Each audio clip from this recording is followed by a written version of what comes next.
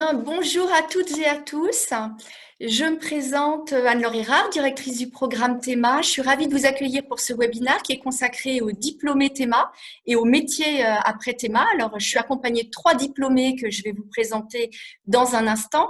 L'objectif de cet événement, c'est de vous donner un aperçu des métiers et de la diversité des métiers après Théma, de ce que peut apporter le programme. Et puis, c'est l'occasion aussi de pouvoir interagir avec des diplômés, leur poser des questions en direct.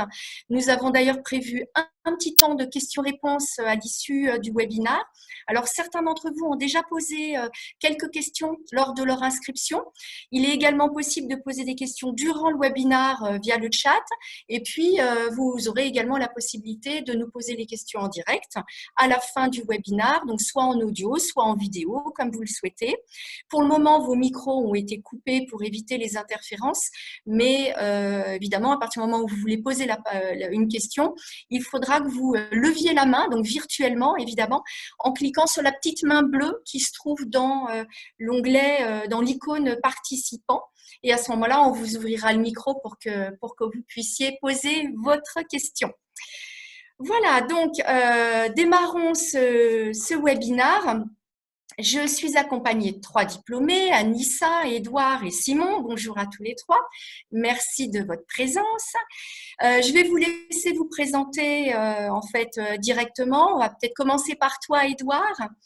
Tu es parmi nous depuis New York, donc il doit être midi, je crois, à New York. Il a l'air de faire très beau. Il est midi. Il fait beau. Il fait très beau. Je te laisse te présenter en 2 mots, Édouard. Oui, bonjour, je suis Édouard. Je vis donc aujourd'hui à Brooklyn, à côté de New York. Je suis de la première promotion Théma, donc celle qui a démarré en 99. J'ai un parcours qui est lié à l'e-commerce et au divertissement. J'ai travaillé plus de 10 ans en France dans la musique, après l'automobile, la chasse de tête. Et j'ai fini dans le milieu du marketing digital. J'ai travaillé pendant 7 ans en France, puis après 5 ans en France chez Amazon. Et j'ai donc déménagé il y a 2 ans pour travailler chez Amazon pour un rôle global. Toujours dans la publicité en ligne. Parfait. Alors, on a également Anissa qui est avec nous. Bonjour Anissa. Donc, toi, il est un petit peu plus tard. Je crois qu'il doit être 20 h à Dubaï, puisque Oui, c'est ça. C'est ça, c'est ça. Ouais, moi, je suis à Dubaï et alors pour me présenter rapidement, donc je suis de la promo 2011. Moi, j'ai fait le cursus aussi avec Centrale. Ensuite, j'ai d'abord travaillé dans le pharma, dans le domaine toujours de la logistique et de la supply. Et ensuite, au fur et à mesure des opportunités, en fait, j'ai intégré le groupe Richemont sous la marque Cartier. Et donc, j'ai travaillé avec Cartier en Suisse en tant que planeur sur les montres précieuses. Et ensuite, j'ai été mutée à Dubaï pour devenir supply chain manager. Donc aujourd'hui, en fait, voilà, j'ai une équipe où on gère tout le flux supply chain management sur les valuables, donc c'est-à-dire tout ce qui est précieux. Voilà. Parfait. Et puis, on a Simon également qui est avec nous, qui est en France. Bonjour Simon, je te laisse te présenter. Bonjour à tous. Alors oui, moi je suis sur le même fuseau horaire que vous. Je suis, je pense, le plus jeune diplômé aujourd'hui de la promotion 2018. Comme Anissa, j'ai fait le cursus auprès de Centrale Supélec en dernière année. Et depuis septembre 2018, je suis dans le conseil en transformation digitale. Donc je vais vous en apprendre un peu plus sur ce métier. Parfait. Écoutez, merci beaucoup à tous les 3 déjà d'avoir accepté de participer à cet événement. En tout cas, c'est un vrai plaisir pour moi de vous avoir à mes côtés. Avant de vous donner la parole, je voulais juste faire un petit tour d'horizon rapide sur l'insertion professionnelle après Théma et vous montrer juste quelques chiffres. Simplement vous dire que le positionnement de Théma autour des compétences de management, les compétences digitales, les compétences liées à la créativité, à l'innovation, ils font de vous en fait des profils qui sont très rares sur le marché et ce sont également des compétences qui sont très recherchées par les entreprises. Et puis par ailleurs, intégrer le groupe Neoma Business School, c'est avoir accès à l'accompagnement, notamment l'accompagnement professionnel du service talent et carrière, et puis l'accompagnement de Neoma Alumni, qui est le réseau des anciens, avec plus de 60 000 diplômés et qui est également une vraie plus-value lorsque vous êtes un jeune diplômé et un moins jeune diplômé, parce qu'il vous accompagne également tout au long de votre carrière professionnelle. Donc, des insertions reconversions professionnelles qui sont rapides et puis également des évolutions de carrière qui sont rapides chez les Théma, avec, je l'ai signalé aussi, un taux de créateurs d'entreprise qui est assez élevé par rapport aux écoles de commerce. Alors, on va commencer nos échanges. Autour d'abord, je voulais revenir d'abord sur vos profils parce qu'on a eu un certain nombre de questions des personnes qui se sont inscrites, des bacheliers, autour de votre profil et puis du choix d'école que vous avez pu faire après le bac. Donc là, je vous ai mis quelques chiffres pour voir un petit peu la diversité des origines de nos bacheliers qui intègrent Théma. Il y a Augustin notamment qui nous a posé la question, il souhaiterait savoir pour quelles raisons, évidemment, vous avez fait le choix de Théma. C'est une question qui est assez récurrente dans les questions que vous nous avez transmises. Alors, je voulais commencer par toi, Édouard, parce que tu es dans la toute première promotion. Tu fais figure de pionnier puisque tu es rentré en septembre 1999 à la création de Théma. Et est-ce que tu peux nous dire pourquoi tu es venu à Théma, qu'est-ce qui t'a attiré, quel type de bac tu avais fait, pour quelles raisons tu as choisi le programme? Absolument. Ça fait 20 ans maintenant, mais je m'en rappelle très bien. En fait, j'avais fait un bac S, un spé-mat, je me rappelle encore. Et j'avais vraiment le choix entre partir sur un parcours école de commerce, Subdeco, ça s'appelait à l'époque, c'était le mot qu'on utilisait, ou prépa maths sup, maths spé. Et donc, j'avais des profs qui me donnaient des conseils divergents. J'avais une prof de physique-chimie qui me disait que je devrais faire une école de commerce, et j'avais un prof d'histoire et de géographie qui me disait qu'il fallait que je fasse plutôt maths. Donc, c'était assez difficile de décider. Et en fait, la chose qui me paraissait vraiment importante à l'époque, c'était de garder les options ouvertes. Et donc, ce que je voulais, c'était trouver une école qui me permette de ne pas me bloquer sur mes options à l'avenir et trouver un métier ouvert. C'est là où j'ai été séduit par Théma, c'était la capacité d'apprendre à apprendre. C'était déjà à la base des choses fondatrices. Et en 99, il n'y avait aucune école, par exemple, qui était positionnée sur le digital. Les étudiants n'avaient pas d'ordinateur. On était les premiers à en avoir sur le campus. On était les premiers à avoir une salle où il y avait un réseau, on avait un câble filaire, on pouvait pas le définir à l'époque. Donc on était les premiers à, par exemple, rendre tous nos travaux sur des sites web, alors que d'autres le faisaient en papier, etc.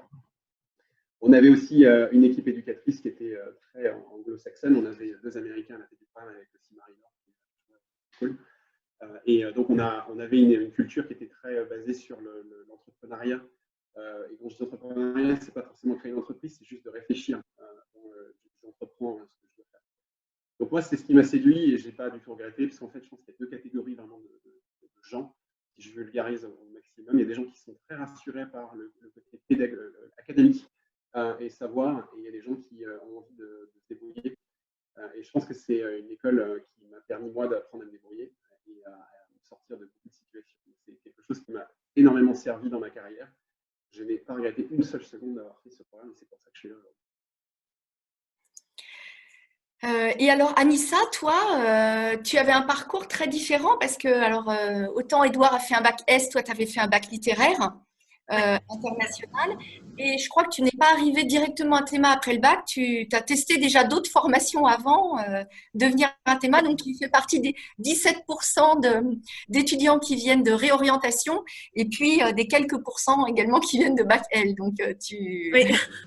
Tout à fait. Moi, je suis dans les 2 petites cases pas communes.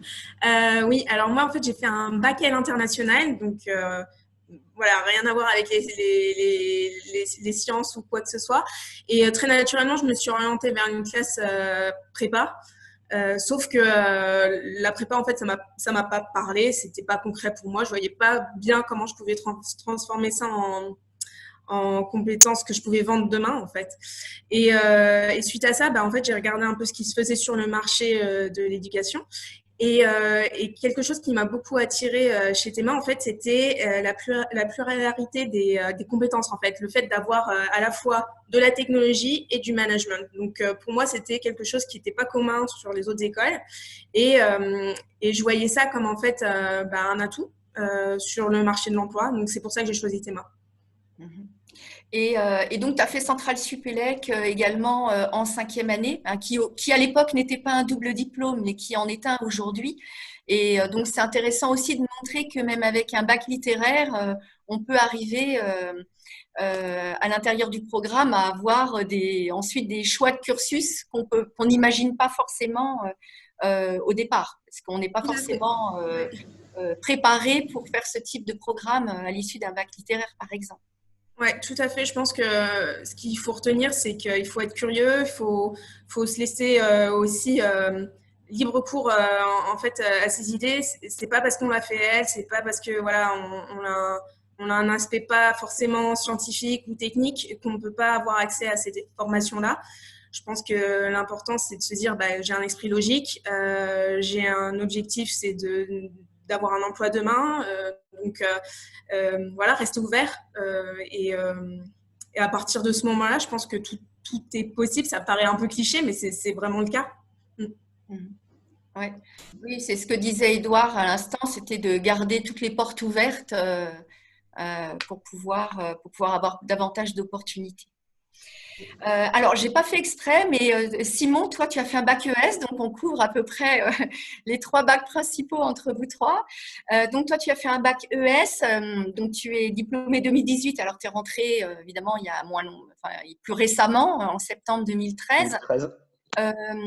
Comment tu nous as connus et puis qu'est-ce qui t'a attiré dans le programme? Qu'est-ce que tu es venu chercher en fait dans le programme? Alors, de mon côté, je sors d'un bac ES et effectivement, je cherchais un programme innovant dans une école de management et j'ai découvert Théma lors de la journée de présentation. Et pour le coup, quand j'ai entendu le discours de présentation de l'école, j'ai directement matché premièrement pour le côté tech et digital. Là, j'avais de fortes appétences sur ce côté-là. C'était une école dans ce type que je recherchais. Mais moi, c'est principalement grâce à la pédagogie par l'expérimentation. Le fait de toujours mettre en pratique tout le savoir qu'on peut prendre dans l'école. Ça s'est ressenti aussi à travers tous les intervenants qu'on a eus. Et surtout, il y a quelque chose qui est important en Théma, c'est l'alternance du rythme qu'on peut avoir. On a ce qu'on appelle des cours classiques, comme dans toutes les écoles, qui sont soit dispatchés sur plusieurs journées, soit en semaine intensive. Où pour le coup, sur une seule et même semaine, on va pouvoir avoir l'occasion de travailler beaucoup en projet, où ça va être les 2 premières journées de théorie et le reste surtout de mise en pratique. Et ça, c'est quelque chose qui m'a tout de suite plu sur le programme, de pouvoir avoir, entre guillemets, un petit peu les mains dans le cambouis et d'être à 300% dans l'expérimentation. Ouais, c'est ce qui permet aussi de vous donner cette agilité, c'est de vous mettre les mains dans le cambouis pendant 5 ans et de devoir gérer des projets. Et parfois, au début du projet, vous n'avez aucune connaissance et aucune compétence et vous vous rendez compte au bout de 5 jours que vous avez réalisé des choses assez remarquables. Alors, après les profils, ce qui intéresse beaucoup les bacheliers, évidemment, c'est vos parcours professionnels. Et à vous 3, vous êtes assez représentatifs finalement de la diversité des parcours professionnels. Il y en a d'autres, hein, mais on ne pouvait pas non plus multiplier à l'envi le nombre d'intervenants. Le conseil est évidemment un grand pourvoyeur d'emplois chez les Théma. Vous êtes près d'un tiers en fait à choisir le domaine du conseil. Il y a également le marketing digital, la communication digitale. Qui évidemment est très représenté chez les diplômés Théma. Et puis les fonctions direction générale qui sont souvent en lien avec la création d'entreprises. Donc, beaucoup de créateurs d'entreprises à Théma qui ont fondé leur entreprise, qui sont présidents et directeurs généraux de leur entreprise. Et puis, les fonctions commerciales, vente, export, parfois sur des domaines un petit peu techniques ou technologiques. Et puis, le domaine des achats et de la logistique. Donc, voilà, tous ces domaines-là, évidemment, tous les domaines sont ouverts au Théma, tous les métiers et tous les secteurs d'activité. En soi, le contenu des cours reste assez généraliste, c'est simplement la dimension digitale qu'on va venir ajouter, la dimension créative, la gestion de projet, des cours liés à l'innovation pour vous donner cette agilité et cette capacité à créer et à innover. Donc, je voudrais qu'on retrace un petit peu vos parcours à tous les 3. Je voulais commencer par toi, Simon. Donc, comme on l'a dit, tu es tout jeune diplômé, donc ça fait à peu près 1 an et demi que tu tu es aujourd'hui en poste. Donc, tu es chez KPMG aujourd'hui et c'est ta première expérience professionnelle. Est-ce que tu peux nous décrire un petit peu ton parcours à Théma et puis peut-être nous dire aussi à quel moment tu t'es dit que tu allais te diriger vers le conseil. Est-ce que ce choix, tu l'as fait très tôt ou tu l'as fait tardivement? Tu l'as fait au cours de tes stages, etc. Alors, si je reprends mon expérience professionnelle sur les stages longue durée que j'ai fait au sein de Théma, le premier stage que j'ai fait, c'était à la direction IT d'ArcelorMittal, donc qui est une boîte du CAC 40 dans la métallurgie, où pour le coup, le rôle de cette direction, c'était de mettre en place des outils digitaux et technologiques pour tous les autres métiers qu'on peut retrouver au sein de la boîte, qui va accompagner les processus d'achat, les processus de vente, les processus de gestion des stocks. Et moi, je suis tombé un petit peu amoureux de l'IT dans ce secteur-là et j'ai décidé de faire mon second stage dans le conseil en IT, où là, j'ai fait mon second stage chez KPMG. Pour le coup, ce stage-là, j'ai réussi à l'avoir et là, ça montre aussi la force du réseau qu'on peut avoir à Théma et auprès de Neoma.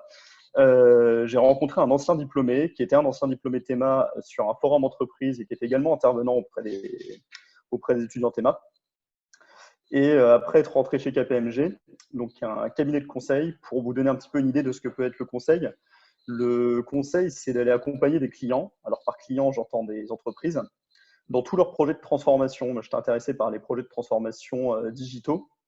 C'est-à-dire que ça peut être des études pour mettre en place des solutions, la mise en place de cette solution, ou aussi être capable d'optimiser toutes les autres fonctions de l'entreprise via la technologie. Ça, j'ai connu ça sur mon second stage et c'est quelque chose que je continue à faire aujourd'hui. Donc, comment ça s'est passé en fait? Donc, l'intervenant est diplômé de Théma, il est venu donner cours dans le programme et donc vous avez pu échanger. Tu lui as donné ton CV tout simplement. Comment ça s'est passé? Bah, pour le coup, oui, on a une relation qui est un petit peu particulière aussi avec les intervenants, dans le sens où il y a toute la partie académique sur le cours qui va être donné, mais il y a aussi un échange, surtout entre anciens Théma. Pour le coup, on est tous très proches. Donc oui, il y a ces moments d'échange où on peut discuter de nos métiers, apprendre plus sur les appétences de chacun. Et oui, potentiellement, si jamais ça match, pouvoir échanger les CV, oui. Et alors, c'est grâce à ce stage de quatrième année que tu as été ensuite embauché chez KPMG à la sortie du programme. Comment ça s'est passé? Complètement dans le conseil, il y a des forts taux de transformation des stages sur des CDI. Donc oui, pour le coup, c'est grâce au stage de deuxième année que j'ai pu revenir un an après, puisque c'était un stage en quatrième année. Je suis revenu en septembre 2018 à l'issue de ma cinquième année. Ouais. Je crois que c'est tout l'intérêt aussi de la cooptation et du réseau des diplômés, puisque je crois que le nombre de candidatures, notamment dans le domaine du conseil, il est absolument énorme. Et il faut aussi pouvoir sortir du lot et le fait d'avoir du réseau à l'intérieur des entreprises, ça aide beaucoup aussi pour pouvoir trouver un emploi. Complètement, et ça, c'est une force du programme. Pour le coup, on reçoit une quantité. L'intérêt du conseil, c'est aussi, je crois, d'avoir des missions quand même très, très variées parce que finalement, vous changez beaucoup de missions. Donc, il y a des missions plus ou moins longues, évidemment, j'imagine. Mais du coup, vous vous retrouvez dans des secteurs d'activité différents, dans des types d'entreprises assez différents. Alors moi, sur le conseil, je vois 3 points forts. Il y a cet aspect-là sur le fait qu'il n'y a pas de routine, que ça soit à la fois sur les changements de typologie de mission, on ne fait jamais la même chose, mais on ne le fait jamais chez les mêmes personnes, chez les mêmes clients. Donc on découvre plusieurs secteurs. Moi, en 1 an et demi de conseil, je suis passé par la pharmaceutique, l'aérospatiale, la défense. Là, actuellement, je suis chez un client qui fait dans l'animation de cinéma et les accessoires de maisons connectées. Donc ça fait qu'on n'a pas le temps de s'ennuyer dans son métier. Et ça procure aussi un apprentissage très rapide des choses parce qu'en fin de compte, dans toutes les différentes entreprises sur lesquelles on intervient, on découvre les forces et les faiblesses de toutes les organisations et on est capable d'en retirer les meilleures leçons à force de changer de client. Donc ouais, ça c'est un aspect très très fort. Et en termes d'évolution de carrière, est-ce que dans le conseil, il y a besoin forcément de changer d'entreprise pour pouvoir évoluer ou bien on peut évoluer à l'intérieur d'une même entreprise? Alors, en termes d'évolution de carrière, il y a 2 composantes. Il y a le fait que si on reste dans le conseil, les évolutions de carrière sont assez rapides. Nous, on fonctionne par grade, c'est les noms des différents consultants. On change à peu près d'1 grade par an, donc c'est des évolutions qui sont relativement rapides. Et aussi, le conseil est considéré comme un tremplin pour pouvoir changer de secteur après. C'est-à-dire que quand on quitte le conseil, si on décide de quitter le conseil et de changer le métier, comme on a eu l'occasion de voir une diversité de clients différents, on va pouvoir changer de métier avec un bel effet tremplin. Alors, il y a une question d'un participant, Paul, qui nous a demandé, alors je pense que c'est plutôt à toi que je vais la poser, la différence entre la vie à l'école et la vie en stage. Je ne vais pas tout à fait pareil. Non, c'est pas pareil pour le coup. Non, bah, la vie en stage, pour le coup, là, on est en réelle immersion professionnelle. C'est un monde qui est complètement différent, mais c'est un monde sur lequel on est très préparé à l'intégrer. À l'école, bah, évidemment, l'ambiance est une ambiance collégiale. On rencontre des gens avec qui on va partager 5 ans. Donc, c'est des très bons moments. Ça l'est aussi en entreprise, bien entendu. Mais ce qui est important, c'est justement là où Théma a une force pour l'intégration d'entreprise, c'est le fait d'être toujours continuellement dans l'expérimentation. Le fait d'être dans le learning by doing, on arrive en stage sans être perdu. C'est-à-dire que c'est des choses qu'on a soit déjà vues sur l'aspect théorique, soit déjà vues sur l'aspect pratique. Et c'est surtout sur cet aspect-là qu'on est fort. Ok, bon. Merci Simon. Alors, Anissa, en ce qui te concerne, donc tu es supply chain manager chez Cartier à Dubaï.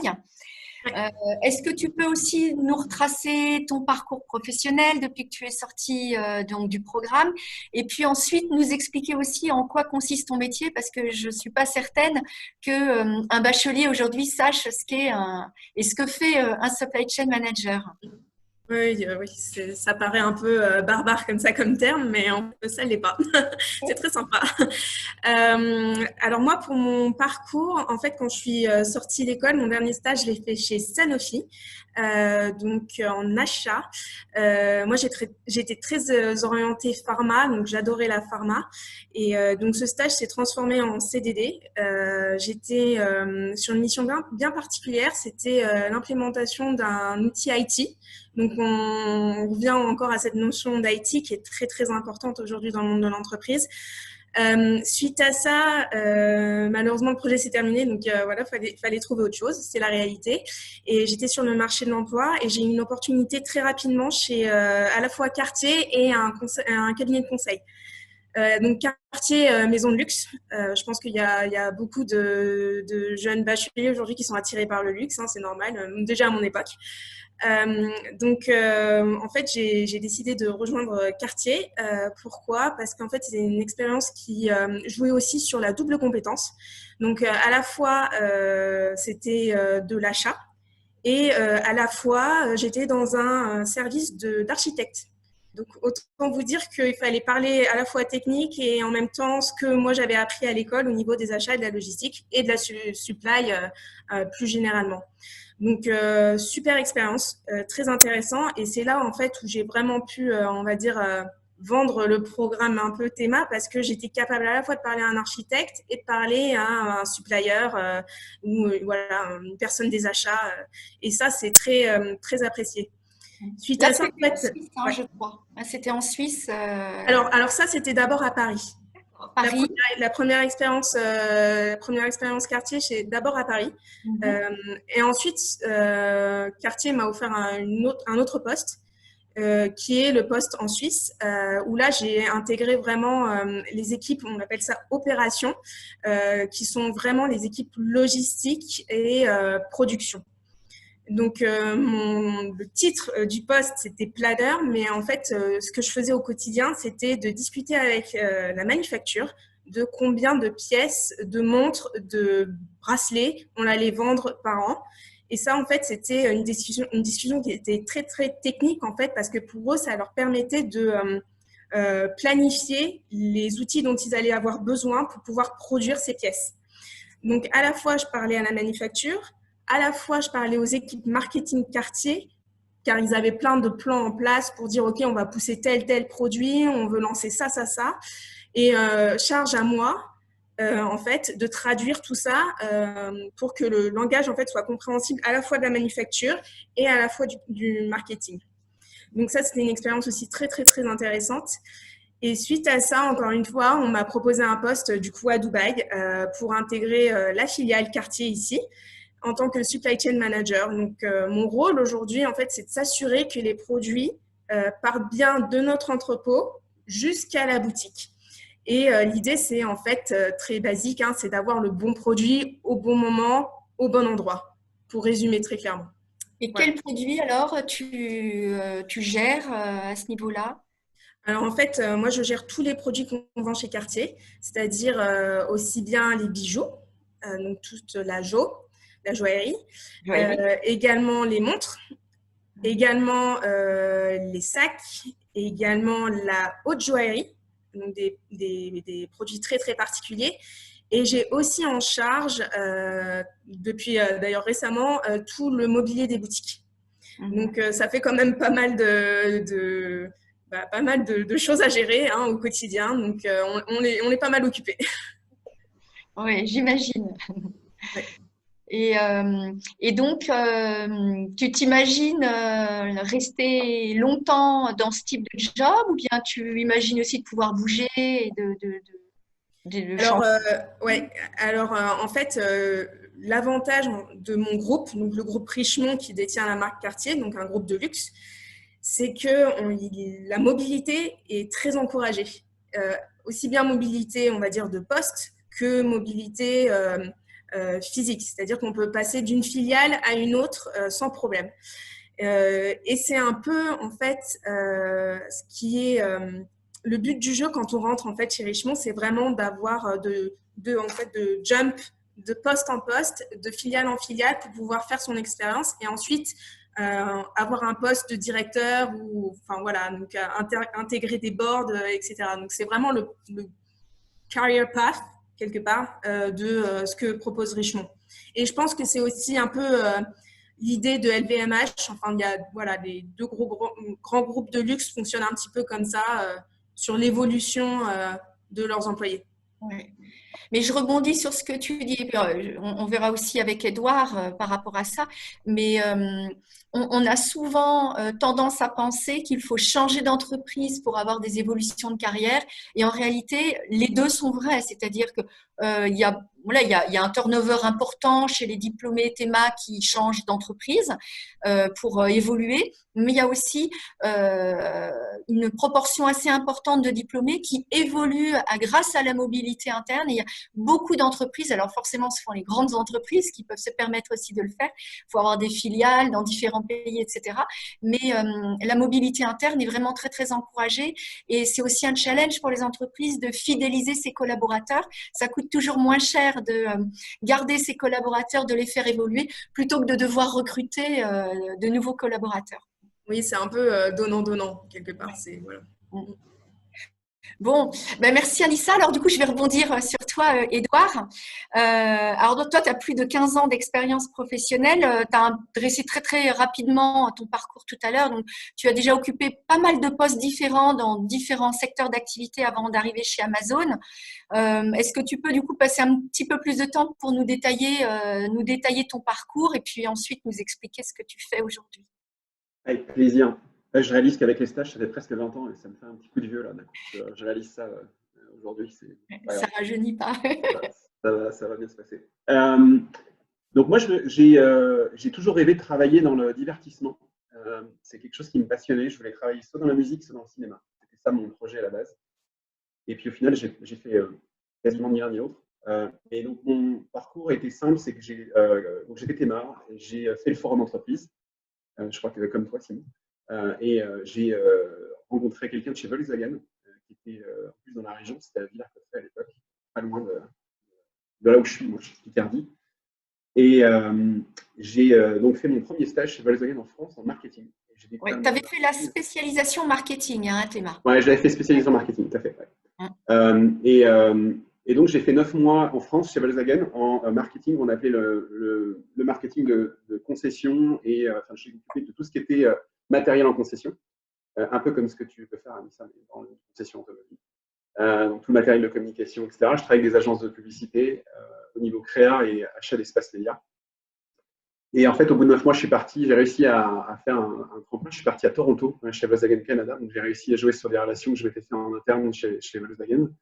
Et j'ai fait un stage dans la supply chain, donc rien à voir. Donc, j'ai travaillé à Toronto pendant 6 mois et j'ai shippé des véhicules dans différentes provinces anglophones ou francophones. C'était une découverte sur des cours que j'avais eus d'ailleurs.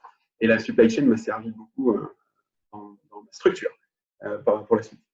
Après ces 15 mois, je suis revenu pour ma dernière année à Théma. Je me suis rendu compte que je ne voulais pas travailler dans l'automobile, que ce n'était pas ce que je voulais faire. Et donc, j'ai cherché de travailler dans le milieu de la musique.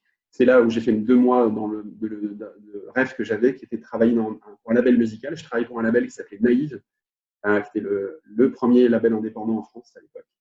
C'était le début de la fin pour beaucoup de labels musicaux. Le milieu a beaucoup évolué depuis. Il n'y avait pas de streaming à l'époque. Ça fait partie des nombreuses disruptions qu'on a vécues dans notre génération. Donc, 2 mois là-dedans, et puis je me suis rendu compte que je ne pourrais pas travailler dans la musique non plus. Il y avait plus de gens qui étaient des gens qui voulaient devenir des musiciens que des gens qui voulaient vraiment travailler dans la label musical dans ce milieu. Et donc, je me suis rendu compte qu'il fallait quand même que je travaille. Et donc, je suis retourné sur une recherche de travail immédiate et je me suis retrouvé dans une boîte d'événementiel et de relations presse dans l'automobile. J'ai joué sur mes acquis de chez Volkswagen. J'ai travaillé 1 an dans cette structure où on était 3 personnes et ça s'est très mal fini. Ça a été un des plus gros échecs de ma vie. D'un point de vue humain, ça s'est vraiment très mal terminé. Et en fait, pendant cette année-là, pendant ces 2 dernières années, j'ai travaillé aussi sur un projet qui me tenait à cœur parce que j'avais cette passion du divertissement. J'étais devenu web journaliste dans une association loi 1901 pour un mouvement musical qui s'appelle Trip Hop. Je ne sais pas si les gens connaissent le Trip Hop dans cette réunion qu'on fait aujourd'hui, mais c'est un genre musical des années 90 qui est super, mais ce n'est pas forcément très populaire aujourd'hui, mais c'est un site qui faisait 100 000 visiteurs uniques. Donc, on avait un site qui s'appelait triphop.net. Et donc, j'ai monté une équipe rédactionnelle bénévole à cette époque-là, en plus de mon travail. Et quand je me suis retrouvé sur le carreau, un de mes rédacteurs qui avait 40 ans et qui avait sa propre société m'a embauché. Sa société, c'était une société de chasse de tête dans le digital et les médias. Et donc, il m'a recruté comme chasseur de tête. Donc, ça, c'est ma petite histoire. C'est comme ça que j'ai rebondi à mesure dans ma carrière. Donc, je suis resté sur le carreau 3 jours. Il m'a proposé un job tout de suite. Je suis devenu chasseur de tête. Donc, à l'époque, il y avait un métier d'identification. Il n'y avait pas LinkedIn. Ça existait déjà, mais c'était beaucoup moins développé. Donc, quand on chassait des gens, on était obligé d'appeler des standards téléphoniques et on devait deviner qui faisait quel boulot pour l'entreprise qui nous avait embauchés pour trouver quelqu'un. J'ai travaillé pour plein d'entreprises digitales. J'ai travaillé pour venteprivée.com, notamment à l'époque, qui était tout petit. C'était pas du tout ce que c'était aujourd'hui. J'ai recruté des web designers, j'ai recruté des coordinateurs des ventes pour vente privée. J'ai travaillé pour la chaîne de télé MTV. J'ai travaillé pour Microsoft, enfin des tas d'entreprises différentes. Pendant 1 an et demi, j'ai travaillé dans ce cabinet qui s'appelle Blue Search, qui est toujours là et qui fleurit toujours aussi bien sur les médias, l'e-commerce digital. Et au bout d'1 an et demi, un des prospects que j'avais dans le cabinet m'a proposé un job. Cette boîte s'appelait 24/7 Real Media. Ce n'est pas un nom super, mais c'était un des pionniers du digital marketing. Ils avaient une activité en tant que serveur de publicité. Donc, c'est le logiciel qui vous permet de livrer des publicités, des bannières que vous voyez. Pensez pas aux bannières qui sont des pop-up, etc., des trucs intrusifs, mais des bannières qui sont contextualisées dans des sites que vous voyez, des sites tout à fait respectables. En fait, il y a des logiciels qui traquent tout ça. Et donc, c'était une des entreprises qui avait bâti un des premiers logiciels au monde sur le sujet. Et il y avait une deuxième activité qui était une activité de régie publicitaire. Donc, c'est quand vous avez des espaces publicitaires, après, il faut les vendre. Il y a des entreprises qui ont des gens en interne pour le faire, il y a des gens qui n'en ont pas. Et donc, j'ai pris la tête de ce département de régie publicité à l'époque, donc en 2005, j'ai démarré. Et je suis resté 7 ans dans cette entreprise. J'ai déployé la régie publicitaire. Mes 2 patrons se sont fait sortir de cette entreprise dans l'année où je suis arrivé. C'était une filiale française d'un groupe américain. On était 15 salariés à peu près. C'était une boîte qui était cotée au Nasdaq. Et en fait, dans l'année qui a suivi, ils ont décidé de changer leur management des ventes et ils m'ont filé le job de directeur des ventes. Donc, j'avais 24 ou 25 ans à l'époque. Et donc, j'ai repris la direction commerciale. Ils m'ont donné une chance incroyable. C'est la chance de travailler dans des milieux qui sont jeunes, c'est que il y a le coût de l'opportunité pour vos employeurs. Et si vous avez les bons réflexes, vous pouvez avoir des opportunités intéressantes. Vous pouvez aussi les louper. Moi, j'ai eu la chance d'être dans un secteur en croissance et donc ça s'est bien passé. J'ai signé différents sites qu'on a pu représenter. Donc, j'ai travaillé pour des marques que vous connaissez peut-être. J'ai été la régie publicitaire de Radio Nova, par exemple, au UGC, les salles de cinéma. Et le gros déclic, ça a été quand j'ai signé Fnac.com et laredoute.fr, où on est devenu la régie publicitaire de ces sites-là. Donc ça a été une étape importante dans ma vie professionnelle parce que ça m'a permis de passer à une étape suivante où j'ai pu représenter un monde différent. Il y a eu la convergence du milieu de l'e-commerce et du média. Donc, on s'est rendu compte que les boutiques et les sites e-commerce sont devenus un lieu comme un média, en fait. Et les gens se sont rendus compte que c'était un lieu de passage comme un autre. Et donc, il n'y a pas de raison que vous voyez une affiche dans la rue et que vous soyez prêt à payer une affiche dans la rue et que vous ne soyez pas prêt à le faire pour une boutique ou un site internet. Mais ça, au moment où je l'ai démarré, ce n'était pas le cas. Donc, j'ai travaillé 7 ans là-bas. On s'est fait racheter par un groupe qui s'appelle WPP, qui est le Publicis anglais, pour ceux qui connaissent Publicis. C'était le premier groupe de communication au monde. Donc, j'ai vécu un rachat. La boîte est devenue, l'entreprise est devenue quelque chose de différent. J'ai suivi le changement au niveau recherche et développement, le pivotement de la société dans ce nouveau contexte. Et donc, après 7 ans, j'ai été approché par Amazon pour ouvrir la régie publicitaire d'Amazon. Et donc, j'ai eu la chance d'être le premier salarié chez Amazon en France pour la partie advertising. Donc, j'ai ouvert ça en 2012. J'ai démarré le 12-12-12 chez Amazon. Je me rappelle du coup. Et donc, j'ai monté une équipe. Pendant 5 ans, j'ai monté une équipe en France qui est passée de 1 à 100 personnes. Donc, ça a été une aventure fantastique. Et puis, au bout de 5 ans, je suis arrivé un peu au bout de mon cheminement sur ce que je faisais, parce que c'était toujours une filiale française dans une boîte américaine. On a eu un projet familial de se dire que ça serait bien qu'on bouge. On avait 2 enfants avec ma femme. Et donc, c'est surtout ma femme qui a pris la décision, pour être honnête. Et je n'ai jamais regretté cette décision. Je trouve super. Et donc, on est bougé à New York. Et donc, j'ai un rôle global depuis maintenant 2 ans et demi, où je m'occupe d'une dizaine de pays sur deux fonctions publicitaires chez Amazon. Je pourrais parler un petit peu plus si vous voulez plus tard. Mais donc, c'est ça que j'ai fait. Donc, j'ai aujourd'hui une équipe d'environ 200 personnes sur 10 pays différents. Donc, c'est ce que tu appelles, ce que tu nous as expliqué là, Édouard, c'est ce que tu appelles la programmatique, ou est-ce que tu pourrais peut-être, en essayant d'expliquer ça, simplifier. C'est pas forcément pour un bachelier de comprendre, parce que tu es directeur programmatique, donc au niveau global. Finalement, en quoi ça consiste ton métier au jour le jour, et avec ton équipe? Il y a 2 solutions publicitaires. Si on simplifie vraiment, il y a 2 solutions publicitaires dans le digital aujourd'hui. Vous avez ce qu'on appelle le search marketing, c'est les liens sponsorisés, vous en trouvez sur Google, et on en a aussi chez Amazon. Donc, c'est les résultats qui apparaissent à des positions favorisées qui sont en général rémunérées au clic. Et vous avez une deuxième partie qui est la partie publicitaire qu'on appelle display advertising, qui est la partie graphique. Et la partie graphique, c'est les bannières ou la vidéo, ou d'autres formats que vous pouvez voir, mais qui sont visuels. Donc là, on a vraiment un aspect graphique, c'est pas juste un texte. Moi, je suis sur la partie display. Et sur la partie display, il y a une dizaine d'années, on appelait ça du gré à gré, c'est-à-dire que c'était comme quand vous achetiez une 4e de couverture d'un magazine. Vous achetiez un placement, vous l'achetiez en avance, c'était garanti, vous allez livrer, on réfléchissait au contexte, c'est-à-dire qu'on réfléchissait à où ma bannière va apparaître, est-ce que l'environnement est favorable, est-ce que j'achète Le Monde.fr, Le Figaro, L'Équipe, ce genre de choses. Et en fait, ces 10 dernières années, il y a une autre révolution qui est arrivée. On était dans du média planning et maintenant on est passé dans l'audience planning. Le contexte est toujours important, mais ce qui compte, c'est qui. Et donc, on est parti, et c'est l'avantage de la partie digitale, et donc le logiciel dont je vous ai parlé avant, c'est qu'avant, dans un milieu où on était dans des magazines, de la radio, de la télé, on ne peut pas mesurer l'interaction en temps réel, mais avec Internet, on peut. Et donc, le tracking et les analytics sur la partie publicité sur le digital a changé la chaîne de valeur. Et comme on peut traquer et on peut mesurer l'efficacité de la publicité, on est dans un environnement très, très différent dans la façon dont c'est bâti. Et aujourd'hui, la partie digital advertising qu'on connaît sur la partie programmatique, donc elle est valable sur les ordinateurs, le mobile, etc. À chaque fois que vous voyez une publicité. Mais elle commence aussi à atteindre la télé. Donc, si vous avez une télé connectée, si vous avez, je ne sais pas, par exemple, un Fire Stick TV, une Chromecast chez vous, une télé connectée, maintenant, les signaux passent et on est capable de vous exposer des publicités basées sur de la navigation que vous avez pu faire sur un autre device si vous avez logué sur un compte, par exemple Amazon ou autre chose. Et donc, le média va se digitaliser. Et donc, cette notion de programmatique, elle va toucher tous les médias. Elle touchera la radio, elle touchera l'affichage dans la rue, elle touchera tout. Donc, c'est la transformation programmatique. Le programmatique, en fait, c'est la capacité en quelques millisecondes d'avoir des systèmes qui se parlent et d'être capable de vous suggérer des publicités qui sont plus adaptées à ce qui vous intéresse. Et après, avoir et mesurer s'il y a une action derrière qui est mieux pour la personne qui a acheté la publicité. Et la force d'Amazon, c'est d'avoir énormément de personnes qui vont consulter tous les mois, tous les jours le site.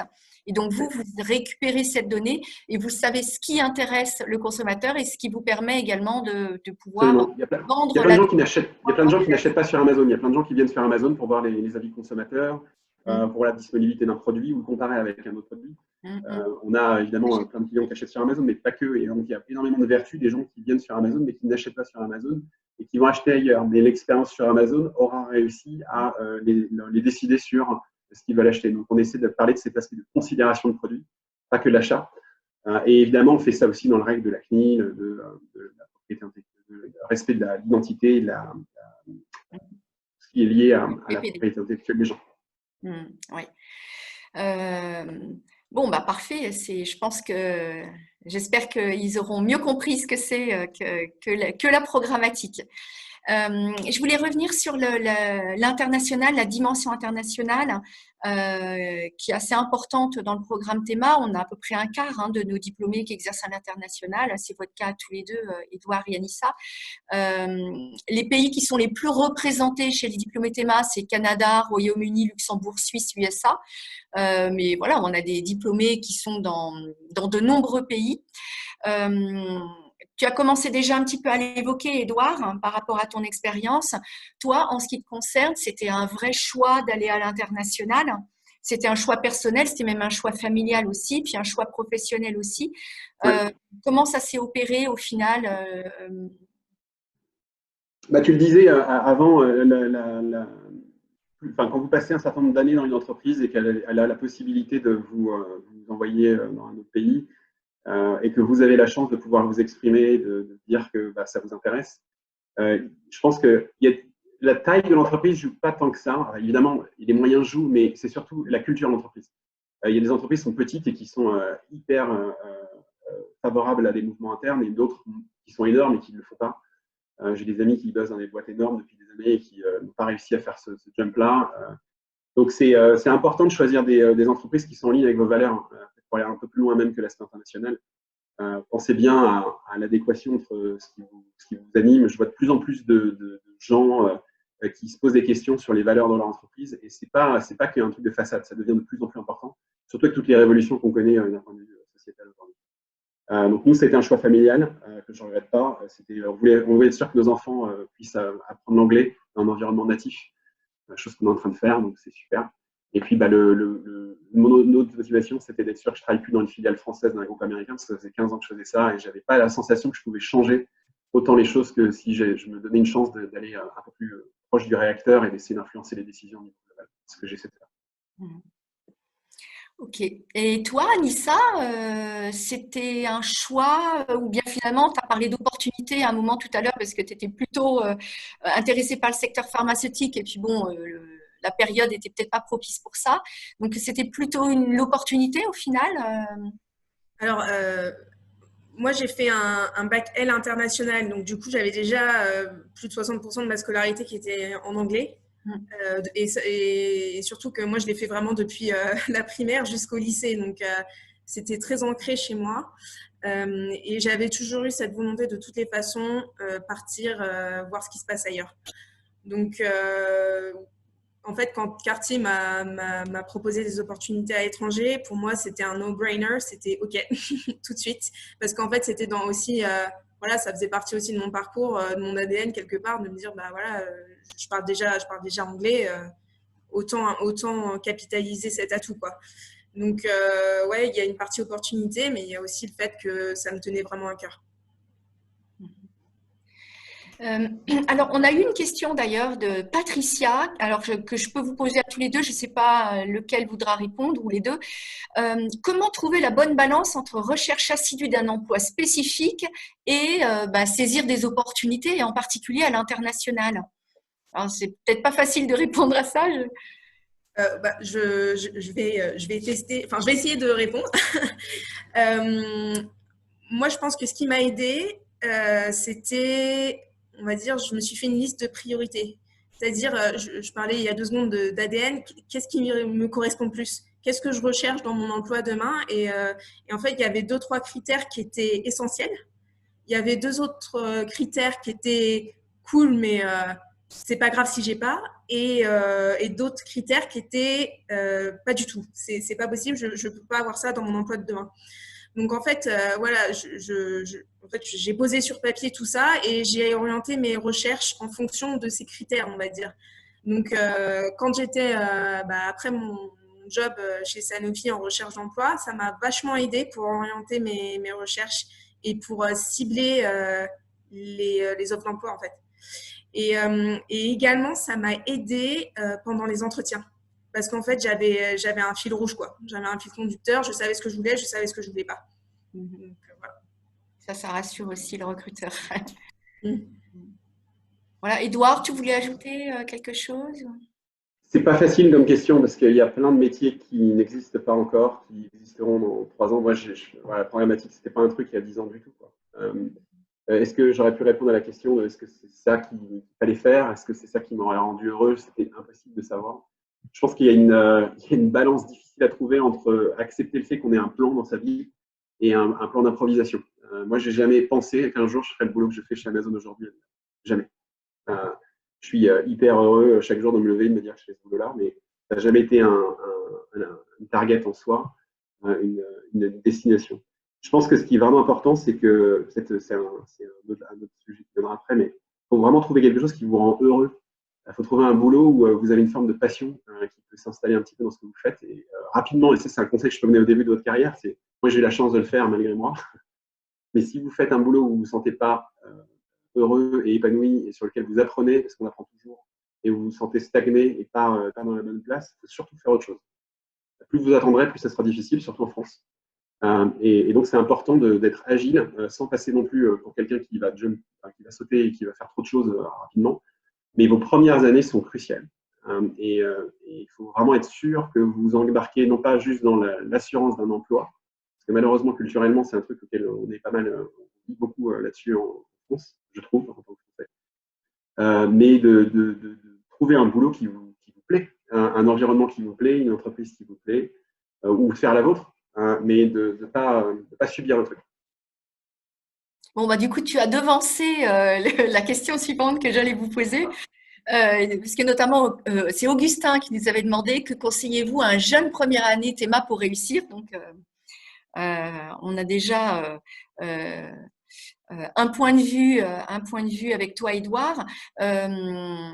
Anissa, qu'est-ce que tu dirais, toi, par exemple, un conseil que tu pourrais donner à un jeune qui entre à Théma? En fait, ça rejoint un peu Édouard, mais pour moi, c'est vraiment, il faut être curieux et il faut pas se mettre dans des cases. C'est vraiment, si on a envie de tester un truc, bah, faut le tester. Enfin, moi, je pense que je suis vraiment l'exemple typique, ayant fait ayant fait une école de co et après une école d'ingé. Enfin bref, j'ai un peu touché à tout, quoi. Il y a beaucoup de recruteurs qui m'ont demandé, mais on ne comprend pas, etc. C'est quoi, pourquoi autant de choses? Bah, j'ai expliqué que ouais, moi j'avais besoin de toucher à tout, que j'étais curieuse et que pour moi c'était des challenges à relever. Donc ouais, je pense que c'est vraiment ça, c'est pas se mettre dans des cases comme on l'a dit aussi, il y a un côté feeling qui est important. C'est faut faire aussi ce qu'on aime. Si on n'aime pas, ça peut pas marcher sur le long terme. Donc ça c'est super important de s'écouter et de se dire bah ok. Le marketing, ça me branche plus que la supply, ou la supply, ça me branche plus que l'IT, ou peu importe. Mais c'est important d'écouter ce qu'on aime, quoi. Donc voilà. Faire les choses qu'on aime. Mm. Et toi, Simon, qu'est-ce que tu dirais? Alors, sur la curiosité, je rejoins complètement Anissa. C'est un petit peu le facteur commun de tous les thémas d'avoir cette envie de découvrir. Et en autre conseil, c'est surtout de ne pas hésiter à être soi-même. Ça paraît simple, mais ce qui est une des forces du programme, c'est d'avoir une quantité de profils complètement différents. Et quand on est sur un esprit un petit peu d'expérimentation, c'est le fait d'avoir cette diversité qui fait une émission qui est très intéressante, surtout dans la créativité. Donc, venez avec vos profils, avec vos personnalités. C'est bien. Bon, bah écoutez, et n'ayez pas peur de l'échec. C'est un truc hyper important. C'était très intéressant et j'ai beaucoup apprécié que tu parles de l'échec que tu as eu, enfin relatif évidemment, mais en tout cas une mauvaise expérience dans un des jobs que tu as exercé, parce que c'est des choses qui arrivent et on apprend beaucoup et c'est aussi très très important. Ouais. Moi, je suis content d'avoir vécu jeune. Je pense que c'est quelque chose qui nous guette tous à un moment donné, un mauvais épisode. Et moi, j'ai mis une bonne année à m'en remettre. Et c'est quelque chose qui est hyper important, notamment sur l'humilité et cette notion de toujours apprendre. C'est hyper important. Oui, Bon, alors comme le webinaire commence à toucher à sa fin, je voulais terminer sur une note un petit peu plus ludique et vous demander, alors je ne sais pas si, voilà, si lequel de vous, si vous voulez tous répondre, si vous avez votre plus beau souvenir à Théma. J'imagine que vous en avez plein. Simon, c'est peut-être plus récent pour toi, donc C'est vrai que là, on a parlé de l'aspect professionnel et académique, mais il y a aussi un troisième aspect, c'est l'aspect associatif, qui peut être lié à Théma. On a, comme tous les autres programmes de Neoma, un bureau des élèves. Moi, j'ai eu la chance d'y faire partie, donc c'est comme une campagne politique dans le sens où on va avoir un groupement d'élèves qui va s'affronter sur des listes pour reprendre le flambeau de ce qu'on appelle le bureau des élèves au sein de Théma. Le bureau des élèves, c'est une association qui va s'occuper de gérer tout le rythme de promotion de Théma, donc sur des événements internes de cohésion comme de soirées étudiantes, et aussi sur la manière de représenter le programme à l'extérieur, donc notamment l'accueil des bacheliers lors des sessions de concours ou autres. Et ça, pour le coup, oui, quand on fait une campagne BDE et quand on vit un an avec un groupe soudé comme ça, c'est des excellents souvenirs. Et moi, je le vois 7 ou 8 ans après. Voilà, j'ai eu des amitiés qui sont encore très solides. Et toi, Nissa? Alors pour moi, ouais, alors déjà, ouais, les gens, enfin, c'est les personnes qu'on a avec nous dans la promo, parce qu'on est tous dans le même bateau, on va dire. Donc ça déjà, j'ai aussi contact avec des gens de ma promo. Donc moi aussi, ça date maintenant. Et moi, j'ai un souvenir, moi, je sais pas si c'est un plus beau souvenir, mais en tout cas, ça me fait très rire. C'était les cours de maths à Centrale. Je pense que je me suis jamais autant sentie seule qu'à ce moment-là. Mais au final, c'était très marrant parce qu'on était tous. Enfin, je me souviens que tous les gens en Théma, on se regardait, on se disait, mais comment on va faire en fait? Ça se passe comment? Et ouais, et c'était très très drôle. Et au final, bon, on s'en est sorti, il n'y a aucun problème, mais on a eu des gros moments de solitude et des gros fous rires. Ouais. Et toi, Edouard? Moi, je rebondis juste sur le BDE que j'ai fait, la campagne. Sinon, j'ai encore des amis 20 ans après de cette expérience, donc je peux juste corroborer ce que tu as dit. Moi, j'ai deux meilleurs souvenirs. Je suis obligé d'en dire un qui est j'ai rencontré ma femme à Théma. Ah bah oui, forcément. C'est le meilleur moment. Je m'en rappelle très bien. Et le deuxième, je pense que c'est le discours d'inauguration d'école. Le discours d'inauguration est toujours en ligne, si je ne dis pas de bêtises. C'est Vladimir Sachs, le fondateur de l'école, qui avait fait ce discours qui est toujours vrai. Donc, je voulais juste dire qu'il existe et que c'est un chouette discours et que 20 ans après, c'est toujours valable. Super. Eh ben, merci beaucoup à tous les trois. Bon, on a terminé sur la partie échange. En revanche, on peut prendre un certain nombre de questions de participants. Alors, on a eu déjà quelques questions qui nous sont arrivées lors de l'inscription. Donc, je vais peut-être en prendre 2 ou 3. Et puis, pendant ce temps, si vous pouvez également lever la main pour pouvoir poser des questions, on va les prendre en direct. N'hésitez pas. Alors, je vous livre la première question. Alors, on a parfois un petit peu évoqué quand même ces notions-là, mais Paul qui nous demande, aviez-vous une idée précise de votre futur métier en entrant à Théma? Je vois des noms. Non, j'imagine que non.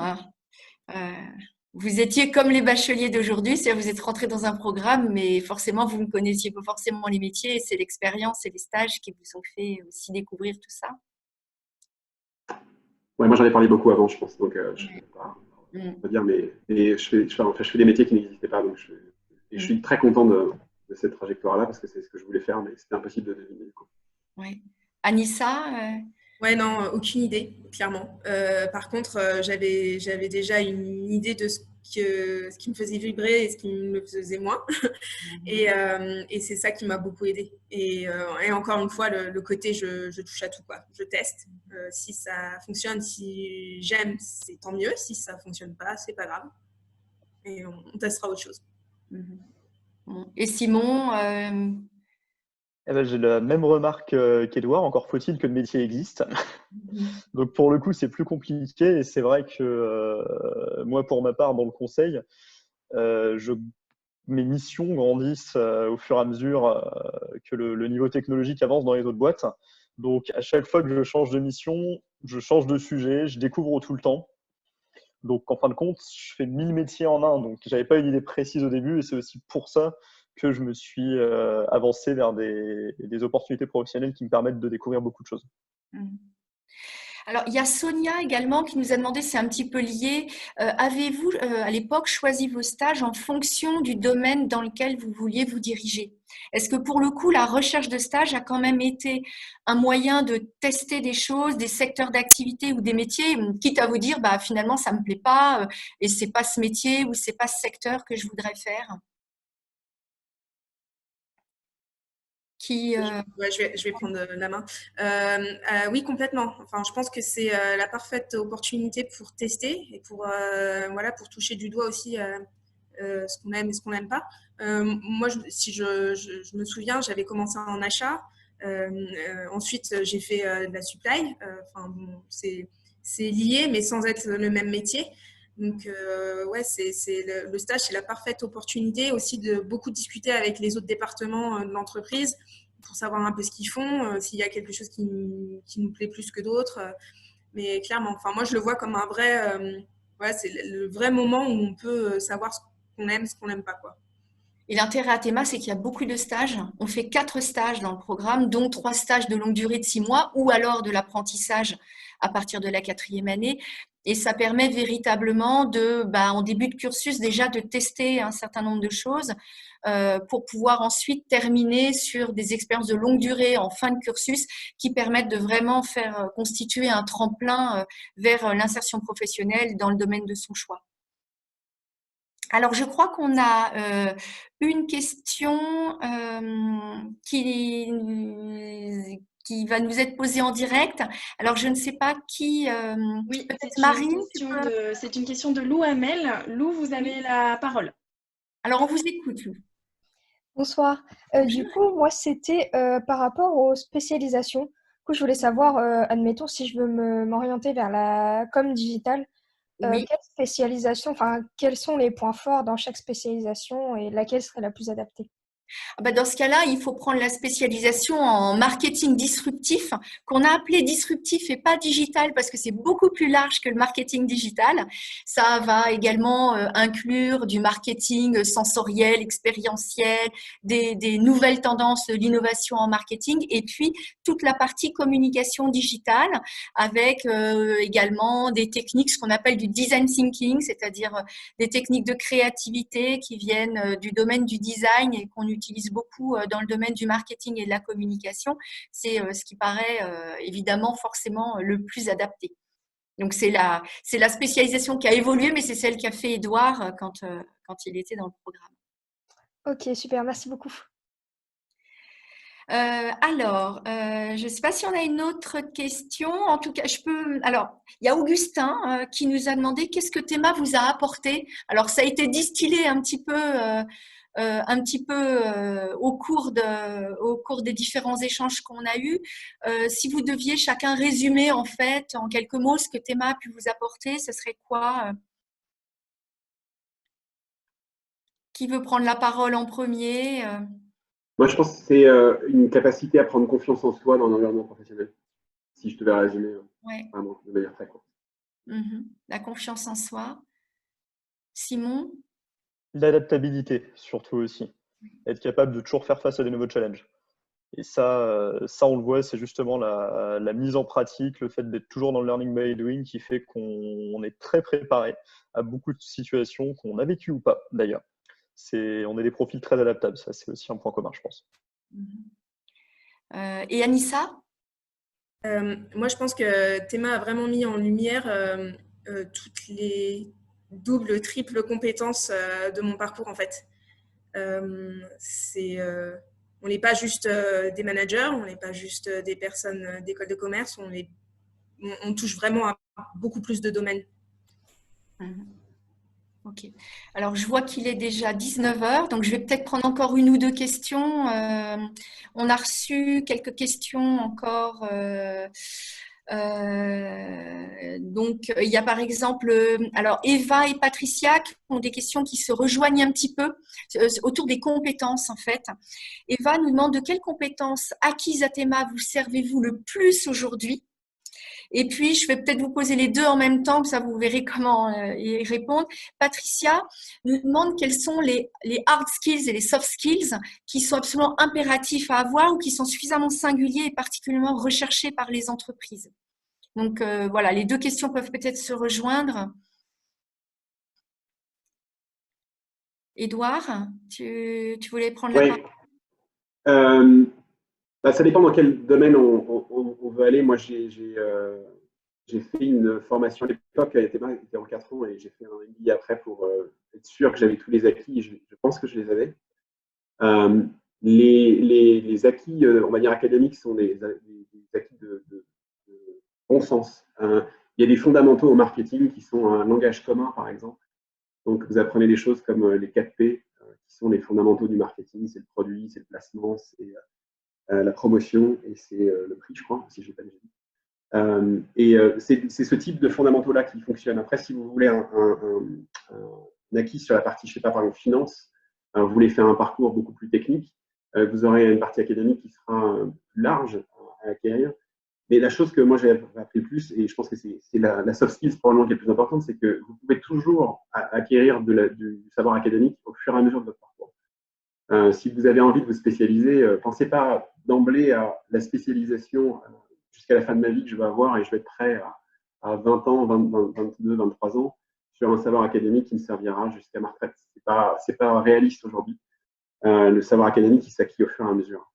Donc, je dirais, essayez d'acquérir toutes les compétences soft et hard skills qui vous permettent d'être indépendant et d'avoir l'énergie qu'il vous faut pour évoluer au fur et à mesure.